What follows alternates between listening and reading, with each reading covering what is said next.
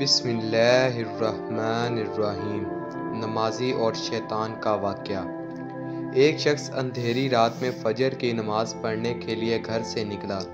اندھیرے کی وجہ سے اسے ٹھوکر لگ گئی اور وہ منہ کے بل کیچڑ میں گر گیا۔ کیچڑ سے اٹھ کر وہ گھر واپس آیا اور لباس تبدیل کر کے دوبارہ مسجد کی طرف چل دیا۔ ابھی چند قدم ہی چلا تھا کہ دوبارہ اسے ٹھوکر لگی اور وہ دوبارہ کیچڑ میں گر گیا۔ کیچڑ سے اٹھ کر وہ پھر دوبارہ اپنے گھر گیا، لباس بدلا اور مسجد جانے کے لیے دوبارہ گھر سے نکلا۔ جیسے ہی وہ اپنے گھر سے باہر نکلا تو اس کے دروازے پر اسے ایک شخص ملا جو اپنے ہاتھ میں روشن چراغ تھامے ہوئے تھا۔ چراغ والا شخص چپ چاپ نمازی کے آگے مسجد کی طرف چل دیا۔ اس مرتبہ چراغ کی روشنی میں نمازی کو مسجد پہنچنے میں کسی دشواری کا سامنا نہیں کرنا پڑا۔ وہ خیریت سے مسجد پہنچ گیا۔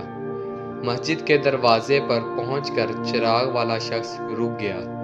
نمازی اسے چھوڑ کر مسجد داخل ہو گیا اور نماز ادا کرنے لگا۔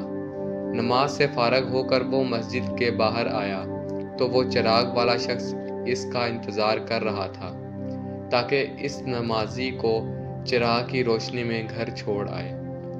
جب نمازی گھر پہنچ گیا تو نمازی نے اجنبی شخص سے پوچھا، آپ کون ہیں؟ اجنبی بولا، سچ بتاؤں تو میں ابلیس ہوں۔ نمازی کی تو حیرت کی انتہا نہ رہی۔ اس اجنبی کی یہ بات سن کر نمازی سوچنے لگا، ابلیس شیطان کیسے مجھے مسجد تک چھوڑ سکتا ہے؟ اس کا کام تو لوگوں کو بہکانا ہے۔ تو اس شخص نے بڑی حیرت کے ساتھ ابلیس سے پوچھا، تجھے تو میری نماز رہ جانے پر خوش ہونا چاہیے تھا، مگر تم تو چراغ کی روشنی میں مجھے مسجد تک چھوڑنے آئے۔ ابلیس نے جواب دیا کہ جب تمہیں پہلی ٹھوکر لگی اور تم لباس تبدیل کر کے مسجد کی طرف پلٹے تو اللہ تعالیٰ نے تیری سارے گناہ معاف فرما دیے۔